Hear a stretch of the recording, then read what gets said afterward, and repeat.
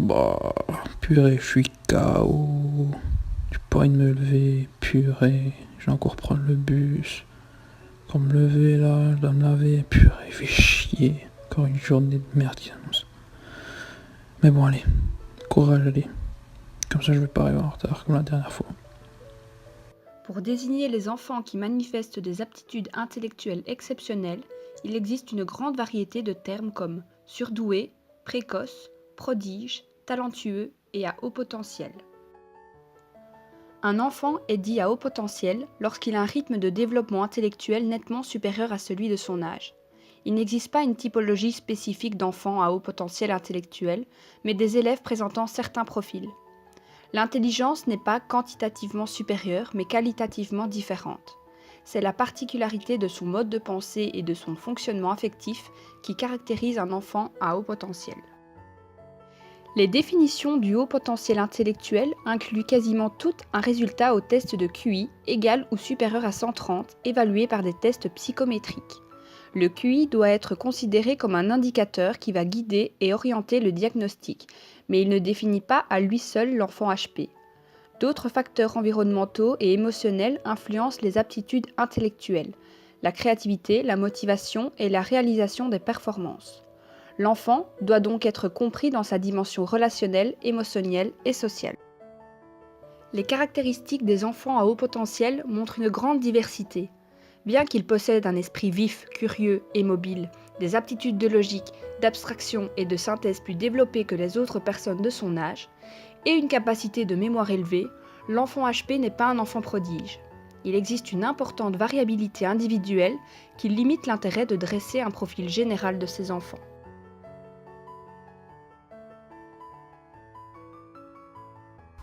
Purée, je suis fatigué. Je suis mort là, j'en peux plus. Vas-y, faut quand même que je me motive là, sinon je vais encore arriver en retard. Tout. Je vais quand même me brosser les dents pour pas puer de la tronche quand même. Bon, ça c'est pour les caries, ouais je pense. Et ça c'est quoi? C'est pour le blanchiment de dents, ok. Caries ou blanchiment de dents? Ah je crois que je vais prendre blanchiment de dents. Ouais, c'est mieux. Vas-y, ok. Bon allez, encore une journée dans cette école bidon là. Eh, c'est monsieur Chalky là-bas. Ah, j'aime bien son cours lui. Au moins, ça me permet d'apprendre de nouveaux trucs, parce que les autres c'est toujours de la merde. Purée, c'est quoi ça? Ah, vas-y. J'espère que son cours il va être bien. En plus, on a 2 heures avec lui. J'espère que ça va être cool là. Bon, il est où le local là? Ah bah ouais, c'est ceux de ma classe. Bon, allez, je vais les suivre. Hein. Wesh Kevin, tranquille ou quoi? Bien? Max, ça va bien? Flo, tranquille, ça va? Claire, ça va bien? Ça va tranquille, bien? Ouais. Ça parle de quoi là les gars? Hein? Fortnite? Ah ouais. Ah c'est débile le jeu là, non? Ouais, bah je vais vous laisser alors, hein. Continuez. Ouais, bah on s'attrape au cours alors. Hein. Ouais, c'est ça. Ouais, à la plus. Les enfants HP peuvent être attirés par des élèves plus âgés, car ils ont l'impression de mieux pouvoir s'identifier à eux. Bon allez. J'espère que ce cours de sciences là avec monsieur Lamchalki va être intéressant. Bon. Allez, c'est parti. Bonjour monsieur. Merci. Bon alors ça parle de quoi aujourd'hui? Les reptiles. Ok, les reptiles. Super. Je connais beaucoup des reptiles. Bon, ouais, elle est sur son téléphone et elle n'est pas concentrée du tout. Bon alors, qu'est-ce qu'il raconte?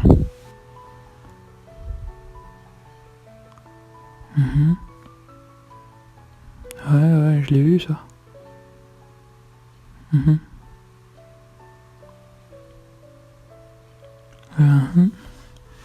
Ok, je crois que je connais. Je pense que je connais. Ouais, monsieur. Est-ce que c'est le crocodile du Mali? Ouais, je le savais. Ouais, je savais. Ah ouais, ok. Ah, il y en a aussi au Togo, ok. Super. Vous avez vu que je connais?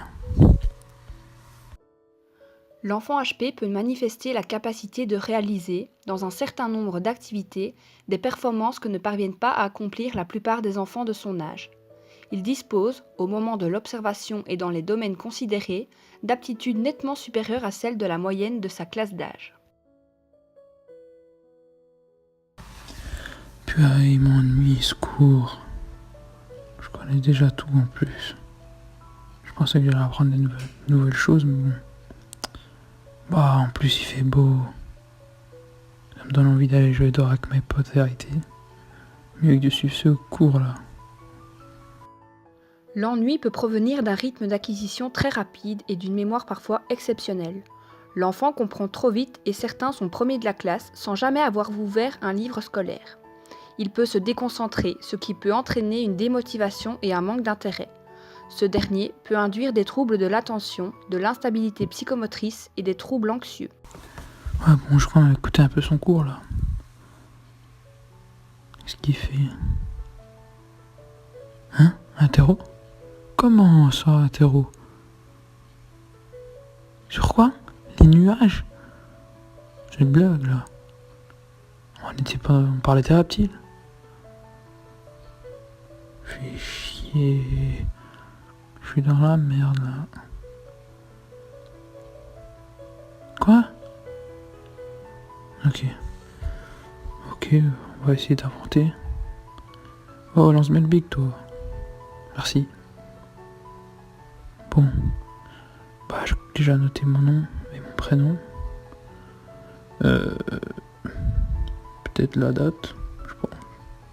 Je sais même pas on est combien. Ah ouais. On est le 12. Bah après, je sais pas moi. Y'a pas des nuages là? Je sais pas. Purée, ça me fait chier. Je vais encore me bouffer un 0 sur 20 là. Comment ça? Oh, mais monsieur.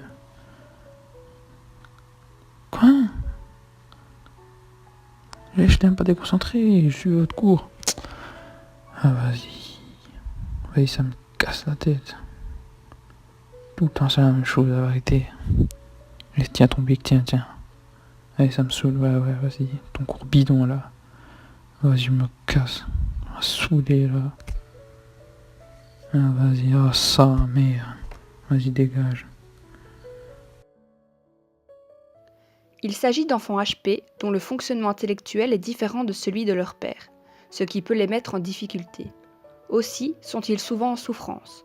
Dans la scolarité d'un tel élève, il est donc primordial de réagir dès les premiers signes, avec prudence et sans le marginaliser, tout en respectant sa singularité d'enfant. Ouais, c'est Jason Eclair ça. Ouais, ça ils s'entendent bien. Ouais, c'est cool ça. Mais elle a pas un gars, elle? Bon, parlant de lui, il est là, une vraie dégaine de voyou. Et qu'est-ce qu'il fait là? Je crois qu'il est jaloux. Ouais, je vais pas laisser faire. Hein. Non, il est fou lui. Hé gros, vas-y bouge. Tu fais quoi? Non, vas-y arrête. Ça me fait pas rire. Oh. Vas-y bouge. Vas-y viens Claire, on bouge, viens. L'enfant HP est souvent réduit à ses compétences intellectuelles, au détriment de son affectivité. Pourtant, le développement affectif joue un rôle capital dans le développement de l'intelligence et dans la construction de sa personnalité. L'enfant à haut potentiel présente fréquemment des caractéristiques affectives comme l'hypersensibilité émotionnelle, la lucidité, l'empathie et une sensibilité à l'injustice. Avec des sens exacerbés et des compétences intellectuelles performantes, l'enfant HP est doté d'une lucidité aiguisée et d'une intuition sur son environnement. L'empathie permet à l'enfant de ressentir les sentiments et les émotions des autres, comme un sixième sens. L'empathie peut être à la fois une qualité par la capacité fine de compréhension et de communication avec autrui, mais elle peut aussi comporter des effets négatifs qui se traduisent par l'anticipation anxieuse d'une situation de tension potentielle. L'enfant HP a souvent de fortes valeurs, recherche de vérité, et tolère mal les situations non conformes à sa représentation. Il a besoin de comprendre précisément, en argumentant et en remettant en question très souvent. Il a besoin d'un cadre clair, consistant et cohérent. Encore une journée bidon. Encore, je retrouve mon lit.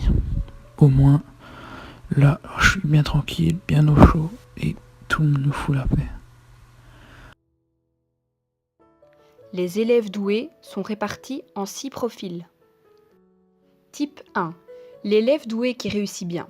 Ces élèves apprennent bien et obtiennent de très bons résultats aux tests d'intelligence. Ils recherchent ardemment l'approbation des personnes qui jouent un rôle dans leur vie, sont conformistes, peu affirmés et perfectionnistes.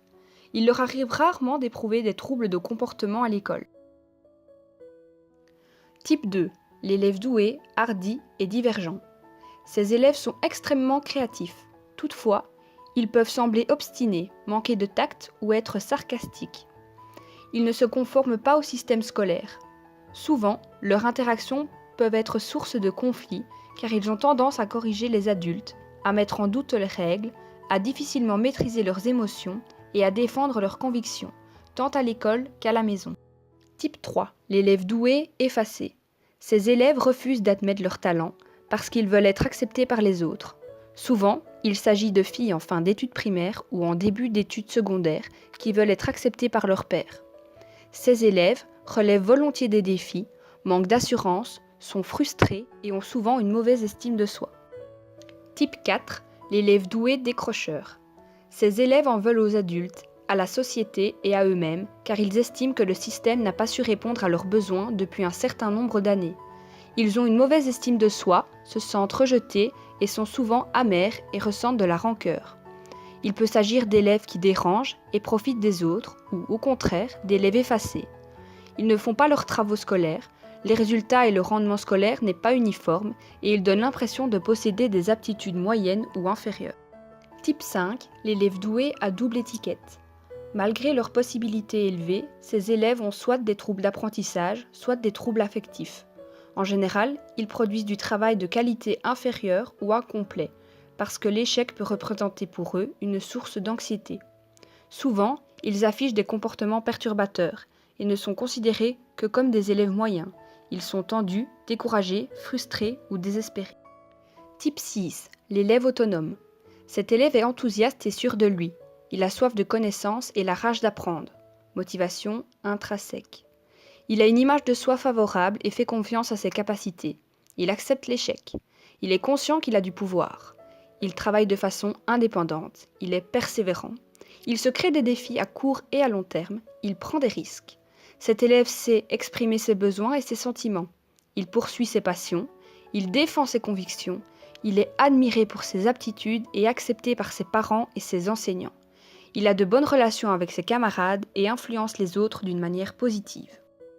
Au-delà de leur point commun d'être, à haut potentiel intellectuel, ces enfants se différencient par leur profil de développement et par leur personnalité.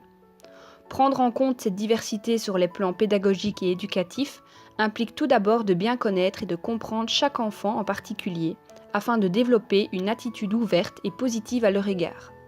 Pour apporter une aide à ces enfants, il convient d'identifier des indices révélateurs de leur spécificité. Il n'est évidemment pas question d'inciter à un dépistage systématique, mais seulement de repérer les premiers signes d'un enfant HP en difficulté. Par ailleurs, la vulnérabilité affective présente chez bon nombre d'enfants HP peut parfois nécessiter un soutien psychothérapeutique pour leur permettre de mieux gérer leurs émotions et renforcer leur confiance en soi. Comme tous les autres enfants, un enfant HP a besoin de se sentir compris, reconnu et accepté dans ses besoins intellectuels, relationnels, émotionnels et sociaux.